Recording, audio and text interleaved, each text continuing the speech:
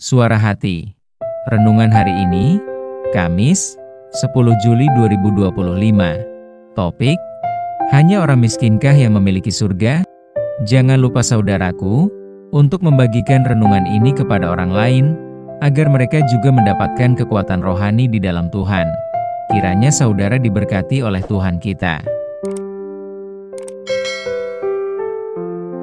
Nas renungan kita hari ini, Matius 5 ayat 3, berbahagialah orang yang miskin di hadapan Allah, karena merekalah yang empunya kerajaan sorga. Menurut pandangan kebanyakan orang bahwa kemiskinan itu terjadi karena adanya ketimpangan struktur dalam masyarakat, di mana sekelompok kecil masyarakat yang kebetulan kuat dan mapan, dinilai secara ekonomis. Secara politis kelihatan dalam masyarakat, bahwa golongan kuat terkadang menindas sekelompok besar yang berada dalam kemiskinan.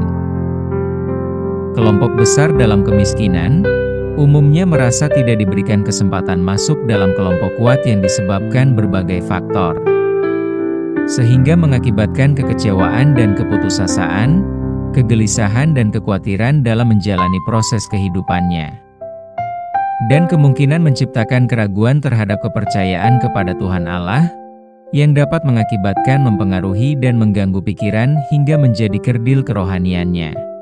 Secara sekuler, pandangan dalam pembangunan ekonomi untuk menghindari atau mengentaskan kemiskinan itu, maka yang kuat harus membantu yang lemah, agar yang miskin dapat masuk golongan yang kuat. Menurut pandangan kita, atas nas dalam Matius 5:3, yaitu berbahagialah orang yang miskin di hadapan Allah, karena merekalah yang empunya kerajaan sorga.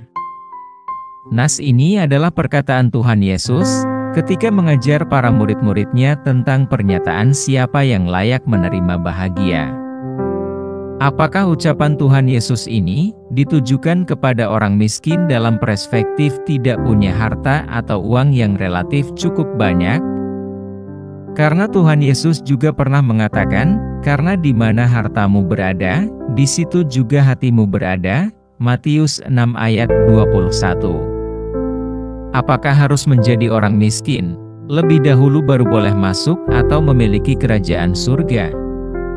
Dalam Alkitab, kemiskinan itu tidak dianggap sebagai kehendak Tuhan Allah. Justru Allah melawan kemiskinan. Tuhan Allah lebih memberi perhatian khusus kepada orang miskin dan lemah dengan kasih-Nya.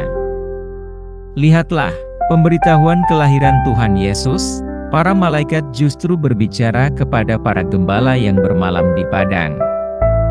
Tuhan Yesus juga lahir tidak di tempat yang mewah, melainkan di kandang domba. Secara logika keilahian, bukan tidak mungkin kelahiran Tuhan ke dunia ini di tempat yang gemerlapan. Jadi kemiskinan tidak didatangkan oleh kehendak Tuhan atau bukan karena nasib, tetapi dikarenakan perbuatan manusia. Makanya dalam Alkitab kepada orang-orang dinasihatkan agar belajar dari semut, supaya mereka dapat hidup bijaksana dan rajin bekerja. Amsal 6 ayat 6. Secara umum, kita menilai miskin dari segi materi dan bukan dari segi rohani. Tetapi, agar kita tidak salah memahami bahwa maksud Tuhan Yesus bagi orang miskin yang akan empunya kerajaan surga adalah orang-orang yang miskin rohani. Mungkin kita akan bertanya, miskin rohani seperti apa? Mungkin ada yang berargumen, sejak kecil saya sudah turut beribadah dan memuji Tuhan di gereja, rajin ibadah dan berdoa. Apakah dengan cara seperti itu, saya masih disebut orang miskin? Lalu apa maksud perkataan Tuhan Yesus dalam Matius 5 ayat 3, berbahagialah orang yang miskin di hadapan Allah, karena merekalah yang empunya kerajaan sorga? Apa maksudnya? Untuk memudahkan pemahaman ini, mari kita coba mengganti kalimat miskin menjadi rendah hati. Berbahagialah orang yang rendah hati di hadapan Allah, karena merekalah yang empunya kerajaan sorga. Artinya, ketika kita datang kepada Tuhan, kita harus menyadari dosa kita sendiri. Diri kita mengaku orang berdosa sama artinya kekosongan rohani atau kemiskinan rohani. Sebagai orang yang percaya kepada Kristus, kita tidak boleh merasa puas diri. Mungkin selama ini kita rajin beribadah, berdoa dan selalu membaca Alkitab, maka kita menganggap diri kita tidak miskin rohani. Dalam menghadap hadirat Tuhan, kita harus rendah hati dan tidak sombong dalam hati, dan jangan ada kita berpikir bahwa kita tidak benar-benar membutuhkan Tuhan dalam kehidupan ini. Jika kita sombong, Tuhan tidak akan memberkati kita. Sebab dalam Alkitab ada tertulis, Allah menentang orang yang congkak, tetapi mengasihani orang yang rendah hati. Yakobus 4 ayat 6. Apakah kita menyadari bahwa kita adalah orang berdosa dan membutuhkan pengampunan Tuhan? Jangan biarkan kesombongan menghalangi kita, tetapi berbaliklah kepada Kristus dengan kerendahan hati. Pastilah Tuhan Allah akan memberkati kita dan menyelamatkan kita. Amin. Topik doa kita hari ini, kepada saudara kita yang mualaf, salam sehat selalu, Tuhan Yesus memberkati kita.